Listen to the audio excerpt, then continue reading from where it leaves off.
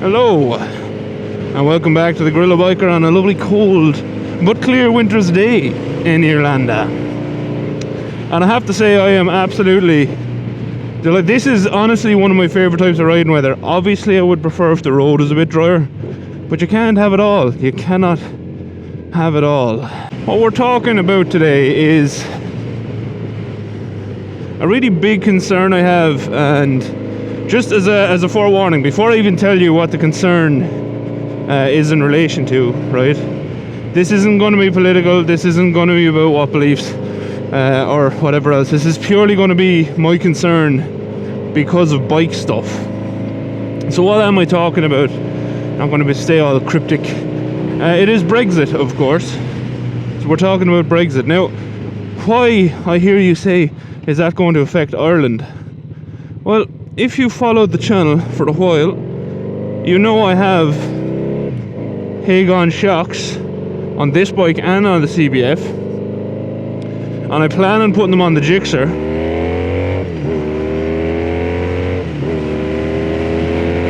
That's not even to mention the fact that I have, you know, the couple of nice bits. I had a couple of nice bits on the phaser that were from, you know, made in England as well. And also the exhaust hanger that I just got from Beowulf, and I've had a radiator guard on the phaser from them as well, but I just got an exhaust hanger for the GSX-R from Beowulf as well, and it's also the UK. Also yesterday a delivery arrived for me, a lovely delivery, that was from ProBolt, also in the UK. I'm wearing my winter motorcycle Kevlar jeans, and they're from Hood in the UK. So you can see where my issue starts to come in, is because if we go to this whole no deal thing, and it looks like we will, and I don't know enough about the politics around it, or I'll be honest, I don't care enough about the politics around it.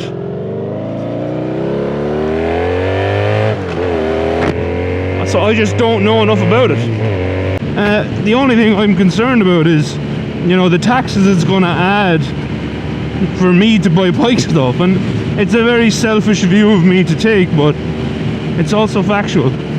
Anyway, I'm going to dig into that a little bit more soon, but the other things we're going to do today is we're going to talk about looking after your bikes in winter, and why I ride all of my bikes through winter when I can. I only get out in the Magna about once a week at the moment. CBF is the other one, but why it's good to keep them going if you can. And I know there's cleanliness issues with some people, but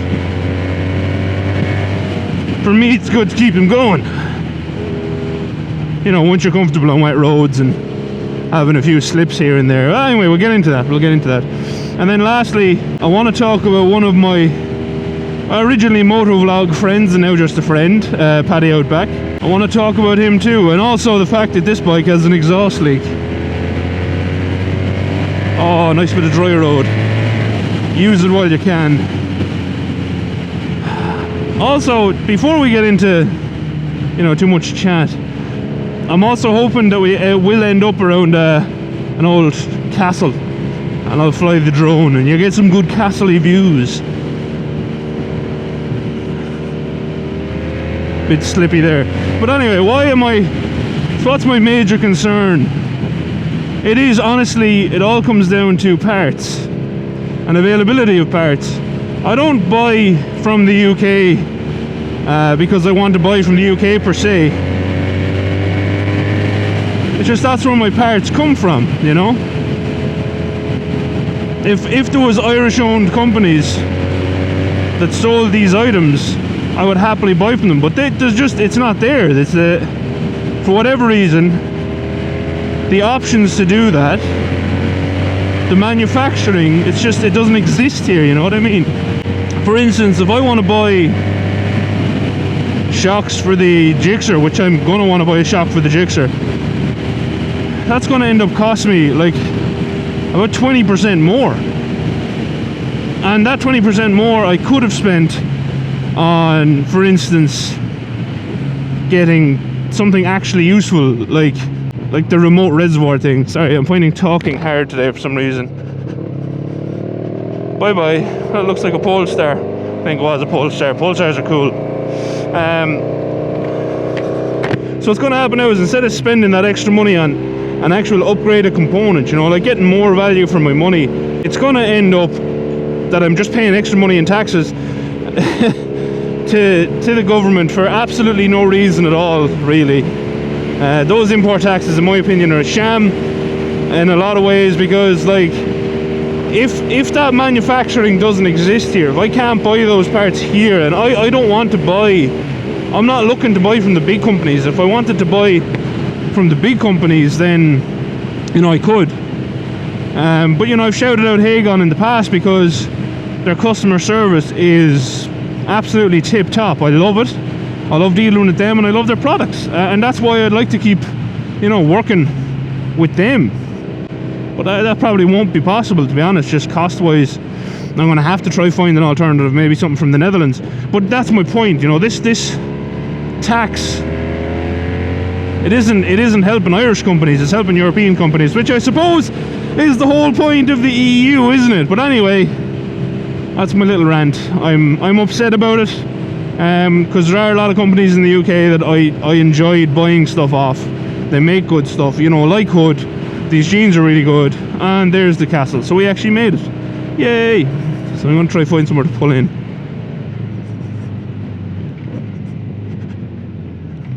This area is called Burnchurch, and I'm pretty certain this castle is called Burnchurch. It's cool.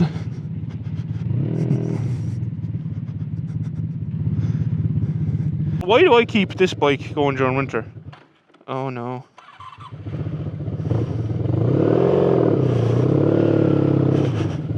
I think I need to up the idle on this, to be honest. Actually, it likes cutting out in that situation these days. Occasionally. Or is it just me? I have a penchant for cutting bikes out. Kazawaki would be delighted. Absolutely over the moon, I'd say. But before we go in to look at this really cool castle and fly the drone around it, and hopefully not get shot by locals for flying the drone, why do I keep bikes going during the winter? Like, this bike is not the prettiest. What was that? Ah, there was a branch scraped my head. It scared shit out of me. It's not the prettiest. It's not in perfect condition, but it runs, and it runs. Like, I went out today, hadn't ridden it in a week, tipped the key, and it started right up with the choke on. Choke straight off, and it ran beautifully. And it's cold. It is really cold today.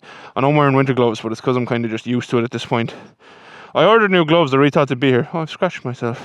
I really hoped they'd be here for Christmas, but they've been delayed. They're coming from Canada, but anyway. So, you know, to go through it, like this fork brace here, this is from Fast Tech Racing in the UK, so I'm sad about that. The internals for this spring are from Hyperpro. They're from the Netherlands, so that's not that big a deal. The HEL braided brake line and braided clutch line, they're from the UK, so I'm upset about that. The Aaaand shocks from the UK, so I'm upset about that. So you can kind of see where I'm going with this. Like, I'm by no means saying, you know, anything politically. I just want to express that I am sad that these companies are going to be more expensive for me to buy from, which will likely mean I'm going to have to try go somewhere else. Other than the Hyperpro springs. They were really good. Well done, Hyperpro, by the way. Really good springs. And yeah, why do I keep it running? Well, I keep it running because, you know, like, it's good to keep clean fuel in the tank, which the only way to keep clean fuel in the tank is to burn it off. But we'll continue talking about that as we walk in.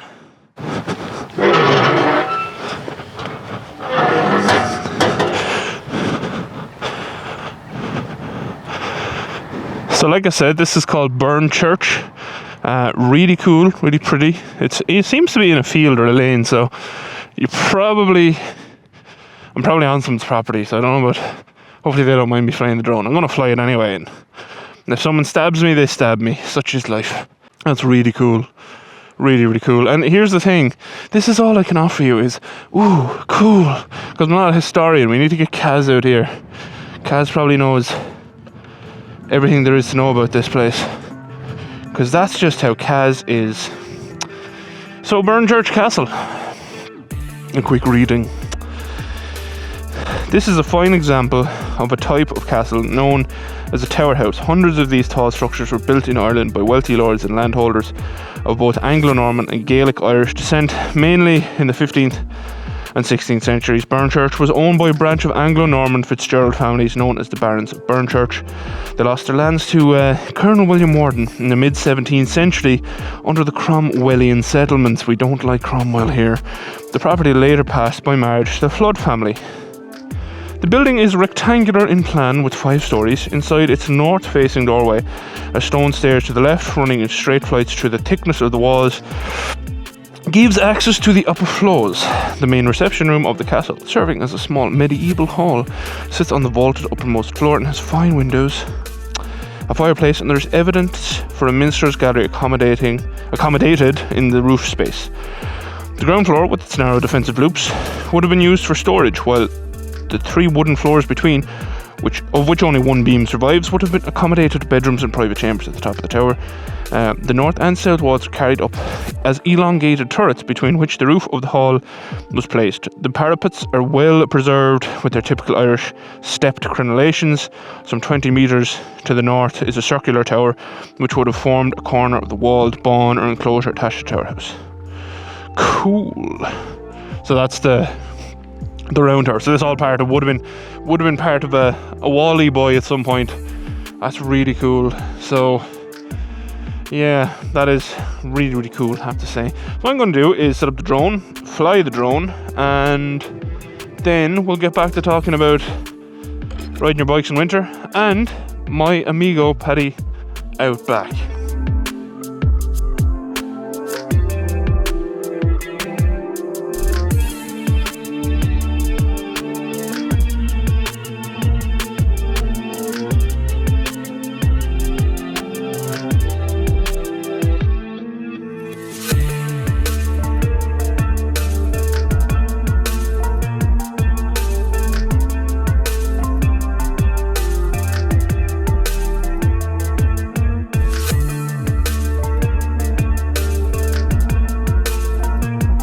So I hope you enjoyed a little flyby of Burnchurch Castle and Tower, and also the actual Burnchurch church. Maybe it's just called Burnchurch.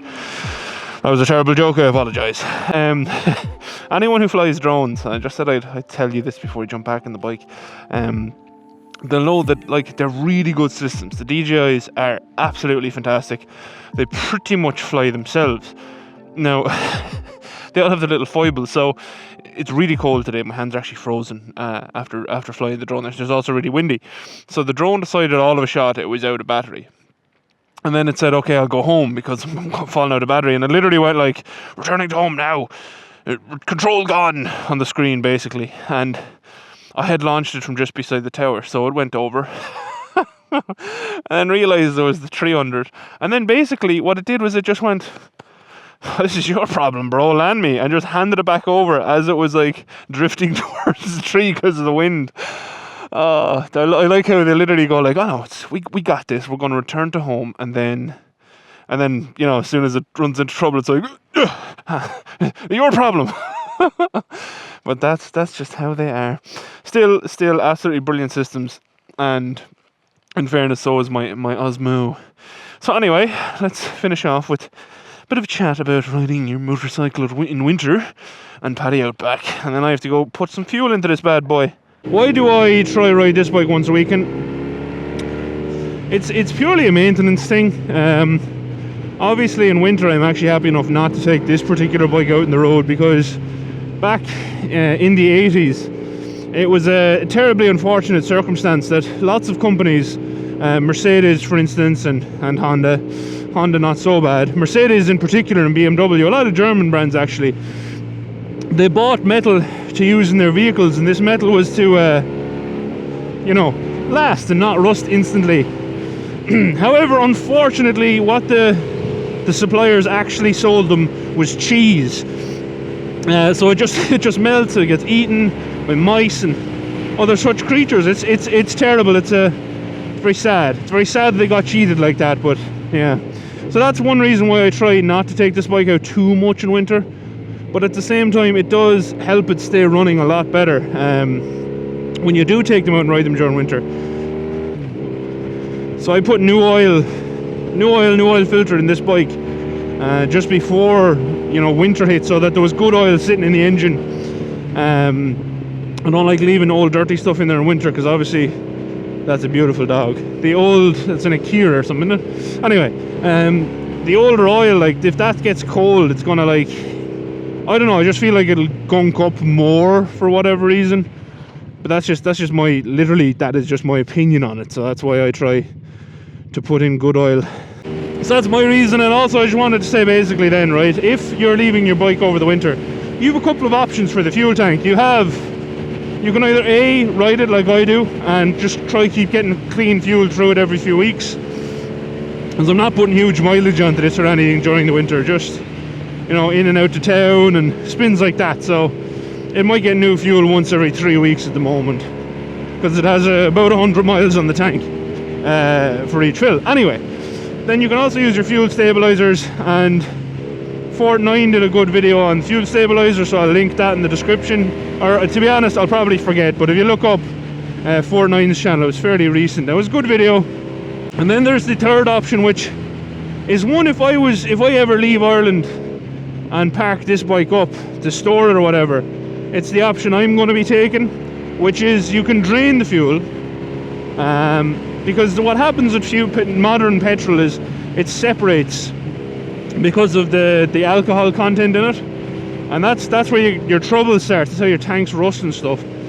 So the best thing to do, obviously, is to get all of that fuel out of there. Now, if you don't have much left in there, you can just burn it out, let the bike run out of fuel, or drain it. I would drain this bike, and then what I do is, you know, like packing oil basically, or even just WD-40. Stuff that when you get bolts and stuff, they've been stored in that packing oil, that thicker oil, that just basically, you know, stops them rusting in transit and in storage. Because obviously once bolts and stuff are cut, they could be sitting for quite a long time, so you don't want to send rusty bolts out to people when they buy them. That's what I would do. I'd drain the tank and I'd spray all the inside of the tank with that oil. It's actually what I did with the Gixxer when I started cleaning out that tank way back in March. If you leave liquid in it, the liquid is going to separate. It's going to cause rusting eventually, even with the fuel stabilizers. And those fuel stabilizers have their own issues, as Fortnite described in that video. Some of them can actually make your bike worse. And obviously riding your bike throughout winter isn't an option for everyone, but I think, you know, draining your tank should be okay for mostly everyone. This road is so lumpy here, dear God. And then lastly, just before we get to the petroleum station, and that's, by the way, if you come to Kilkenny, that's how close Burnchurch is to Kilkenny. We're now back in Kilkenny. It's like a couple of minutes away. But yeah, Paddy Outback. So Paddy Outback, mi amigo, he is dressing up in drag, and he's going to ride through Townsville in Queensland in Australia to raise money for MS, of which Paddy suffers. I did a podcast with Paddy on this channel recently with another gentleman, the Border Riker, who is also sound out and also has a channel and is also great. So if you want to learn more about MS and riding with MS, go have a look at that podcast. But the important message here is Paddy is looking to raise money for MS. I'll leave a link in the description if it's something that you'd like to support, because in my opinion it takes serious balls to dress up in drag and ride through Townsville in Australia, which he's doing, and he has a really funny Facebook page for it. He's a funny guy anyway, and yeah, fair play to him. He actually went to his work Christmas party in drag and all to help the cause, so thumbs up for that, Paddy. And that's it. If you've watched, thank you very much for watching. Alright, if you've not been here yet, please do remember to hit the like and subscribe buttons. I make videos on motorcycles all the time, and there'll be many more to come. As always, a special thank you to my patrons.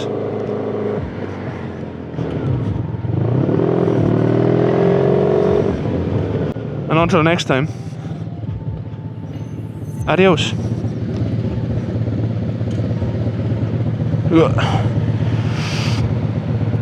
Outro crew, which did you prefer, the castle, the tower, or the church? Let me know. Okay, bye.